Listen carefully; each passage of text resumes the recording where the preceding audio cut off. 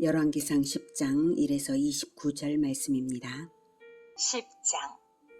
스바의 여왕이 여호와의 이름으로 말미암은 솔로몬의 명성을 듣고 와서 어려운 문제로 그를 시험하고자 하여 예루살렘에 이르니 수행하는 자가 심히 많고 향품과 심히 많은 금과 보석을 낙타에 실었더라. 그가 솔로몬에게 나와 자기 마음에 있는 것을 다 말하매 솔로몬이 그가 묻는 말에 다 대답하였으니 왕이 알지 못하여 대답하지 못한 것이 하나도 없었더라.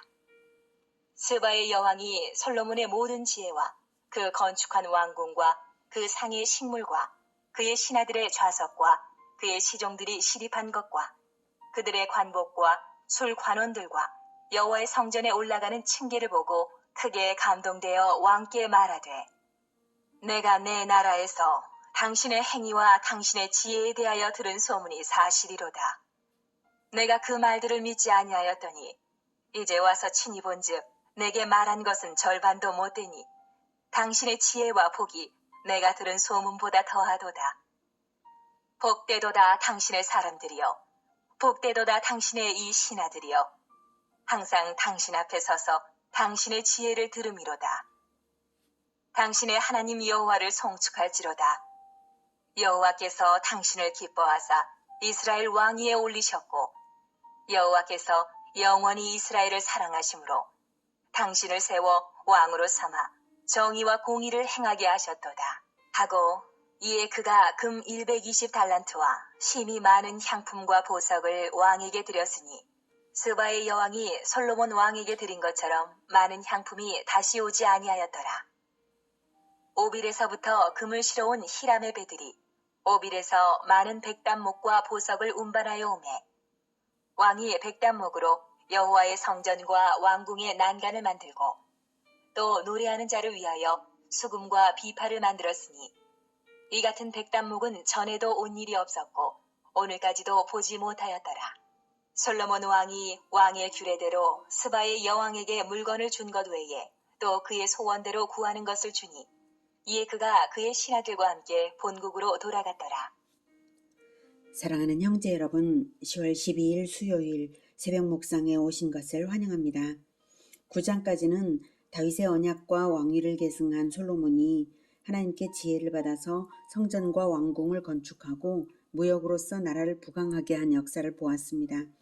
그동안 하나님은 2번이나 입마셔서 언약을 주셨고요.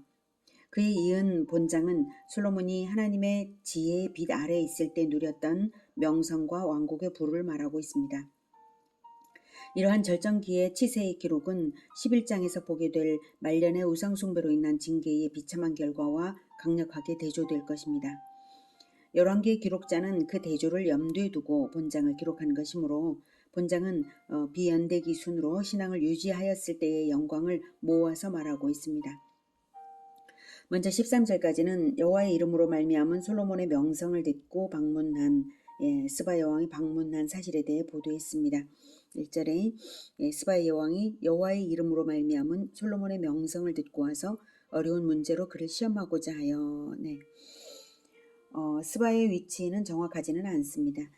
북아라비아의 식민지 개척자인 욕산의 아들 스바가 있고요.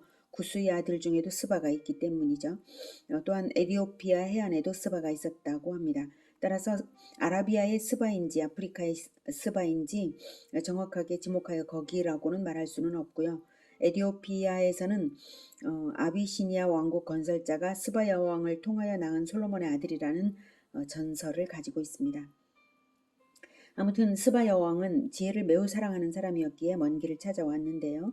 그만큼 무역을 통한 솔로몬의 영향력이 널리 퍼져 있었음을 알 수 있습니다.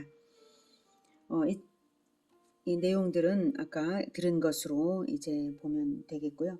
자, 이처럼 솔로몬의 지혜가 탁월했음을 스바 여왕의 말로써 쭉 다 증명을 하고 있고요. 대내외적인 정치력에 있어서도 최고의 절정에 이르렀음을 스바 여왕의 방문으로서 알 수가 있습니다. 참으로 지혜의 가치가 얼마나 큰 것인가, 특히 하나님이 주신 지혜의 가치는 그 무엇보다도 귀한 것임을 느끼게 하는 부분입니다. 하나님이 주신 지혜로서 이룬 것이 스바 여왕이 말한 것만이 아니라 솔로몬 왕국의 부의 공급원인 세입금과 주변 국가들의 조공, 각국 무역상들의 통행세, 해상무역을 통한 수입의 규모가 다 지혜로서 이루는 것인데요. 14절부터 보도합니다. 솔로몬의 세입금의 무게가 금 666달란트요. 그 외에 또 상인들과 무역하는 객상과 아라비아의 모든 왕들과 나라의 고관들에게서도 가져온지라. 솔로몬 왕이 쳐서 느린 금으로 큰 방패 200개를 만들었으니 매 방패에 든 금이 600세겔이며 또 쳐서 느린 금으로 작은 방패 300개를 만들었으니 매 방패에 든 금이 3만에라. 왕이 이것들을 레바논 나무 궁에 두었더라. 왕이 또 상아로 큰 보좌를 만들고 정금으로 입혔으니 그 보좌에는 6층계가 있고 보좌 뒤에 둥근 머리가 있고 앉는 자리 양쪽에는 팔걸이가 있고 팔걸이 곁에는 사자가 하나씩 서 있으며 또 12사자가 있어 그 6층계 좌우편에 서 있으니 어느 나라에도 이같이 만든 것이 없었더라. 솔로몬 왕이 마시는 그릇은 다 금이요 레바논 나무 궁의 그릇들도 다 정금이라. 은 기물이 없으니 솔로몬 시대에 은을 귀히 여기지 아니함은 왕이 바다에 다시스 배들을 두어 히람의 배와 함께 있게 하고 그 다시스 배로 3년에 한 번씩 금과 은과 상아와 원숭이와 공작을 실어왔음이더라. 네, 이렇게 여러 나라들로부터 조공도 받고 또 무역을 통해서도 부강해지고 이런 것들을 쭉 말하고 있습니다. 어마어마한 부를 누렸던 것이죠. 다음 23절부터는 솔로몬의 지혜를 듣기 위하여 이스라엘을 방문한 각국 사절단의 예물들에 대하여 보도합니다. 23절부터. 솔로몬 왕의 재산과 지혜가 세상의 그 어느 왕보다 큰지라. 온 세상 사람들이 다 하나님께서 솔로몬의 마음에 주신 지혜를 들으며 그의 얼굴을 보기 원하여 그들이 각기 예물을 가지고 왔으니 곧 은 그릇과 금 그릇과 의복과 갑옷과 향품과 말과 노새라.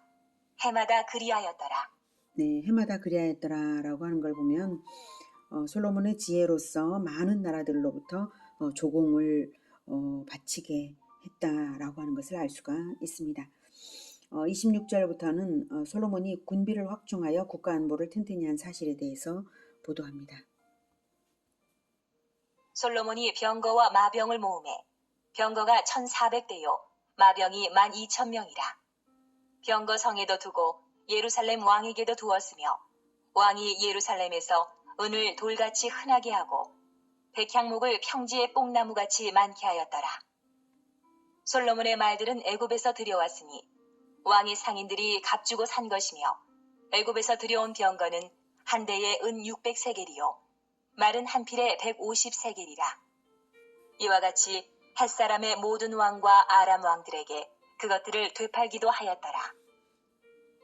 네, 25절까지는 경건한 신앙을 유지하던 시절의 솔로몬과 그 나라의 번성을 보여주는 것들이라면 26절부터 말하고 있는 부분은 솔로몬이 하나님의 명령을 어기고 있는 점을 보여주고 있습니다. 모세 시대에 이미 하나님은 이스라엘 왕이 지켜야 할 법도에 대하여 말씀하셨는데요. 신명기 17장 16에서 17절에 그는 병마를 많이 두지 말 것이요 병마를 많이 얻으려고 그 백성을 애굽으로 돌아가게 하지 말 것이니 이는 여호와께서 너희에게 이르시기를 너희가 이후에는 그 길로 다시 돌아가지 말 것이라 하셨음이며 그에게 아내를 많이 두어 그의 마음이 미혹되게 하지 말 것이며 자기를 위하여 은금을 많이 쌓지 말 것이니라 라고 하셨습니다. 이렇게 명하셨는데 그것을 어기고 있는 것입니다. 이미 은금을 많이 쌓고 있죠. 그리고 하나님보다 자기의 지혜와 군사력을 더 의지하려는 마음을 가지고 있었던 것이 분명하게 나타나고 있습니다. 병마를 많이 두고 있고요. 아버지 다윗이 전리품인 병마의 뒷발 힘줄을 끊었던 것과는 대조적이죠. 다윗은 전쟁에서 이겼을 때 많은 병거와 병마를 확보했는데 그 병마를 많이 두지 말라는 하나님의 명령을 기억하여서 말의 뒷발 힘줄을 끊었던 것입니다. 훗날 이스라엘이 파멸한 것은 솔로몬 통치 말년의 타락의 결과 그 영향력이 이어진 것입니다. 지혜는 얻었지만 그러나 그 지혜가 신앙을 잃었을 때는 지혜가 아니었습니다. 북위 영화의 결과 변질된 솔로몬의 어리석음이라고 말할 수 있겠습니다. 하나님은 노하기를 더디하시고 오래 참으시는 분이시므로 한 번 주신 지혜와 영광과 부귀를 얼른 거두어가지 않으셨지만 북위 영화가 아직 남아있을 때에 얼른 하나님께로 돌아오지 못한 것이 인간입니다. 과거의 축복의 결과가 남아있으므로 정신을 못 차리고 계속 까먹다가 결국은 완전히 멸망까지 간 것이 바로 이스라엘의 역사입니다. 이렇듯 하나님 중심을 잃으면 세계에 드높았던 지혜도 세상에 조롱을 당하는 어리석음으로 바뀔 수 있음을 알 수가 있습니다. 현대 서구의 열강들이 과거 기독교를 잘 믿어서 선교를 하여서 하나님의 은총으로 부강하여진 반면에 지금은 오히려 선교지와도 같은 영적 상태로 반전되어 있음을 볼 때에 그 나라들의 북위 영화 역시 오래갈 수 없음을 예감합니다. 우리 한국 역시 그럴 수 있다는 것을 생각하며 한국 교회가 타산지석을 삼아서 정신을 차려야 할 때입니다. 인간은 변질되는 존재라는 것을 깊이 마음에 새겨서 내가 혹시 지금 변질되어 있지 않은가? 회복되어야 할 때가 아닌가? 돌아보아야 하고요. 그리고 하나님 중심을 잃고 있지 않는가? 인간 중심으로 타락하고 있지 않은가? 자꾸 살펴야 합니다. 가난한 마음을 잃지 말아서 그리스도와의 연합을 끝까지 사모하며 지켜야 하겠습니다. 하나님의 지혜를 사모하되 가난한 마음을 유지하는 지혜가 늘 함께 있기를 기원합니다. 기도하겠습니다. 하나님이 없이는 우리는 어리석습니다. 하나님께서 주신 것을 내 힘이 이룬 것으로 착각하기가 쉽고 아직 되지 않았음에도 다 된 줄로 알고 선 줄로 압니다.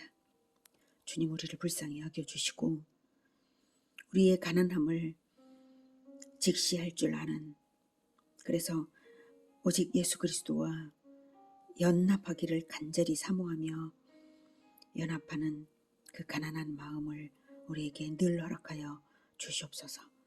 그래서 예수님 다시 오시는 날까지 예수님과의 연합이 결코 끊어지지 않고 오직 예수님을 본받아 십자가를 지는 그 마음으로 따르게 하여 주시옵소서. 지혜가 하나님께서 주시는 풍성한 지혜로 채워주시되 가난한 마음을 유지하는 지혜 잃지 않게 하여 주시옵소서. 예수 그리스도 이름으로 기도드립니다. 아멘. 이어지는 시간은 개인 기도 시간입니다.